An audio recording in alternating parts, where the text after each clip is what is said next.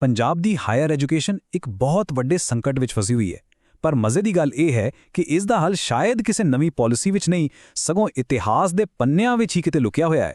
ਤਾਂ ਆਓ ਆਪਾਂ ਮਿਲ ਕੇ ਦੇਖਦੇ ਹਾਂ ਕਿ ਕਿਵੇਂ ਪੰਜਾਬ ਦਾ ਆਪਣਾ ਹੀ ਅਤੀਤ ਉਸ ਦੇ ਅੱਜ ਦੀ ਸਭ ਤੋਂ ਵੱਡੀ ਉਲਝਣ ਨੂੰ ਸੁਲਝਾ ਸਕਦਾ ਹੈ। 11558 ਇਹ ਸਿਰਫ ਇੱਕ ਨੰਬਰ ਨਹੀਂ ਹੈ। ਇਸ ਨੰਬਰ ਪਿੱਛੇ 1158 ਪੜ੍ਹੇ ਲਿਖੇ ਕਾਬਿਲ ਸਹਾਇਕ ਪ੍ਰੋਫੈਸਰ ਤੇ ਲਾਇਬ੍ਰੇਰੀਅਨ ਨੇ, ਜਿਨ੍ਹਾਂ ਦਾ ਕਰੀਅਰ, ਜਿਨ੍ਹਾਂ ਦਾ ਭਵਿੱਖ ਇੱਕ ਝਟਕੇ ਵਿੱਚ ਜਿਵੇਂ ਹਨੇਰੇ 'ਚ ਡੁੱਬ ਗਿਆ ਹੋਵੇ। ਜਦੋਂ ਕਿਸੇ ਦਾ ਭਵਿੱਖ ਹੀ ਦਾਅ ਤੇ ਲੱਗ ਜਾਵੇ ਤਾਂ ਪਿੱਛੇ ਕੀ ਬਚਦਾ ਹੈ? ਬਸ ਇਹੀ ਤਿੰਨ ਚੀਜ਼ਾਂ: ਅਨਿਸ਼ਚਿਤਤਾ, ਮਾਨਸਿਕ ਤਣਾਅ ਤੇ ਆਰਥਿਕ ਅੰਧਕਾਰ। ਤੇ ਇਹ ਗੱਲ ਸਿਰਫ ਇੱਕ ਨੌਕਰੀ ਜਾਣ ਦੀ ਨਹੀਂ ਹੈ। ਸੋਚ ਕੇ ਦੇਖੋ, ਇਹ ਹਜ਼ਾਰਾਂ ਪਰਿਵਾਰਾਂ ਦੀ ਰੋਜ਼ੀ-ਰੋਟੀ ਤੇ ਉਹਨਾਂ ਦੀ ਮਾਨਸਿਕ ਸ਼ਾਂਤੀ ਦਾ ਸਵਾਲ ਹੈ। ਉਹੀ ਲੋਕ ਜਿਹੜੇ ਕੱਲ ਤੱਕ ਕਾਲਜਾਂ ਵਿੱਚ ਗਿਆਨ ਦਾ ਚਾਨਣ ਵੰਡ ਰਹੇ ਸਨ। ਅੱਛਾ, ਤਾਂ ਫਿਰ ਮਸਲਾ ਹੈ ਕੀ?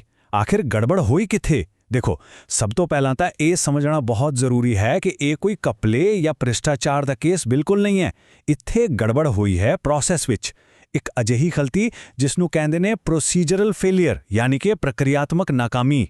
ਇਹ ਜੋ ਪੂਰਾ ਮਾਮਲਾ ਹੈ ਨਾ, ਇਸ ਨੂੰ ਦੋ ਹਿੱਸਿਆਂ 'ਚ ਵੰਡ ਕੇ ਦੇਖਦੇ ਹਾਂ। ਇੱਕ ਪਾਸੇ ਤਾਂ ਨੇ ਉਹ ਉਮੀਦਵਾਰ ਜਿਨ੍ਹਾਂ ਨੇ ਸਖਤ ਮਿਹਨਤ ਕੀਤੀ, ਟੈਸਟ ਪਾਸ ਕੀਤੇ ਤੇ ਪੂਰੀ ਤਰ੍ਹਾਂ ਮੈਰਿਟ ਦੇ ਆਧਾਰ ਤੇ ਚੁਣੇ ਗਏ, ਮਤਲਬ ਉਹਨਾਂ ਦੀ ਕਾਬਲੀਅਤ ਤੇ ਤਾਂ ਕੋਈ ਸਵਾਲ ਹੀ ਨਹੀਂ ਹੈ। ਤੇ ਫਿਰ ਦੂਜੇ ਪਾਸੇ ਹੈ ਉਹ ਸਿਸਟਮ ਜਿਸ ਨੇ ਭਰਤੀ ਕੀਤੀ ਤੇ ਉਸਨੇ ਖੁਦ ਹੀ ਪੀਪੀਐਸਸੀ ਤੇ ਯੂਜੀਸੀ ਦੇ ਜ਼ਰੂਰੀ ਨਿਯਮਾਂ ਨੂੰ ਤੋੜ ਦਿੱਤਾ। ਤਾਂ ਗੱਲ ਸਾਰੀ ਘੁੰਮ ਫਿਰ ਕੇ ਇੱਥੇ ਆਉਂਦੀ ਹੈ। ਇਹ ਪ੍ਰਕਿਰਿਆਤਮਕ ਨਾਕਾਮੀ ਦਾ ਮਤਲਬ ਬਹੁਤ ਸਿੱਧਾ-ਸਾਦਾ ਹੈ ਕਿ ਜਿਹੜੇ ਲੋਕ ਚੁਣੇ ਗਏ ਉਹ ਬਿਲਕੁਲ ਸਹੀ ਸਨ, ਪਰ ਉਹਨਾਂ ਨੂੰ ਚੁਣਨ ਦਾ ਜਿਹੜਾ ਤਰੀਕਾ ਸੀ ਉਹ ਗਲਤ ਸੀ। ਮਤਲਬ ਸਮੱਸਿਆ ਕੈਂਡੀਡੇਟਸ ਵਿੱਚ ਨਹੀਂ, ਸਗੋਂ ਭਰਤੀ ਕਰਨ ਦੇ ਪ੍ਰੋਸੈਸ ਵਿੱਚ ਸੀ। ਤੇ ਸੱਚ ਜਾਣੋ, ਇਹੀ ਉਹ ਨੁਕਤਾ ਹੈ ਜੋ ਇਸ ਪੂਰੇ ਕੇਸ ਵਿੱਚ ਸਭ ਤੋਂ ਅਹਿਮ ਹੈ। ਹੁਣ ਇੱਥੇ ਕਹਾਣੀ ਇੱਕ ਦਿਲਚਸਪ ਮੋੜ ਲੈਂਦੀ ਹੈ। ਪਤਾ ਕਿਉਂ?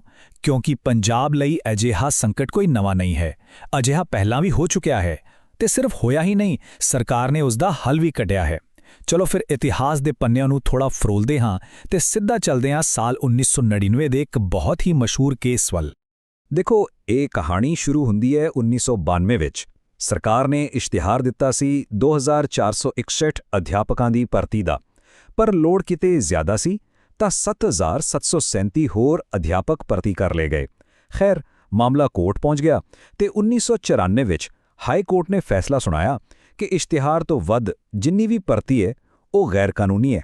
ਇਸ ਦਾ ਨਤੀਜਾ 1997 ਆਉਂਦੇ 7737 ਅਧਿਆਪਕਾਂ ਦੀ ਨੌਕਰੀ 'ਤੇ ਤਲਵਾਰ ਲਟਕ ਗਈ। ਪਰ ਫਿਰ ਆਇਆ 1999 ਤੇ ਸਰਕਾਰ ਨੇ ਕਮਾਲ ਦਾ ਕਦਮ ਚੁੱਕਿਆ, ਇੱਕ ਨਵਾਂ ਕਾਨੂੰਨ ਬਣਾਇਆ ਤੇ ਇੱਕ ਝਟਕੇ ਵਿੱਚ ਸਾਰੀਆਂ ਭਰਤੀਆਂ ਨੂੰ ਜਾਇਜ਼ ਕਰਾਰ ਦੇ ਦਿੱਤਾ।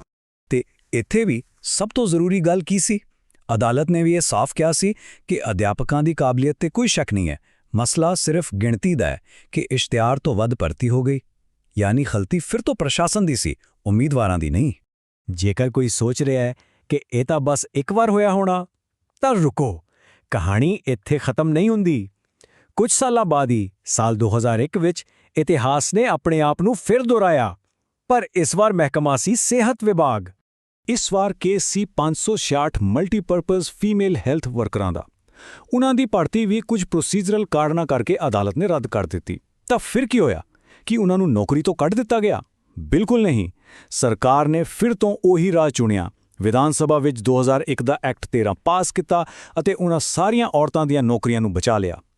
ਹੁਣ ਤਾਂ ਇੱਕ ਪੈਟਰਨ ਬਿਲਕੁਲ ਸਾਫ਼-ਸਾਫ਼ ਨਜ਼ਰ ਆ ਰਿਹਾ ਹੈ ਨਾ? ਤਾਂ ਇਸੇ ਇਤਿਹਾਸਿਕ ਪੈਟਰਨ ਨੂੰ ਧਿਆਨ ਵਿੱਚ ਰੱਖਦੇ ਹੋਏ ਆਓ ਹੁਣ ਵਾਪਸ ਆਉਂਦੇ ਹਾਂ ਅੱਜ ਦੇ ਮੁੱਦੇ ਤੇ, ਯਾਨੀ 1158 ਪ੍ਰੋਫੈਸਰਾਂ ਦੇ ਮਾਮਲੇ ਤੇ। ਤੇ ਮੈਨੂੰ ਯਕੀਨ ਹੈ ਕਿ ਹੁਣ ਜੋ ਸਮਾਨਤਾਵਾਂ ਸਾਹਮਣੇ ਆਉਣਗੀਆਂ ਉਹਨਾਂ ਨੂੰ ਦੇਖ ਕੇ ਕਿਸੇ ਨੂੰ ਹੈਰਾਨੀ ਨਹੀਂ ਹੋਵੇਗੀ। ਆਹ ਦੇਖੋ, ਤਿੰਨ ਵੱਖ-ਵੱਖ ਕੇਸ: 1999 ਦੇ ਅਧਿਆਪਕ, 2001 ਦੇ ਹੈਲਥ ਵਰਕਰ ਤੇ 2021 ਦੇ ਪ੍ਰੋਫੈਸਰ।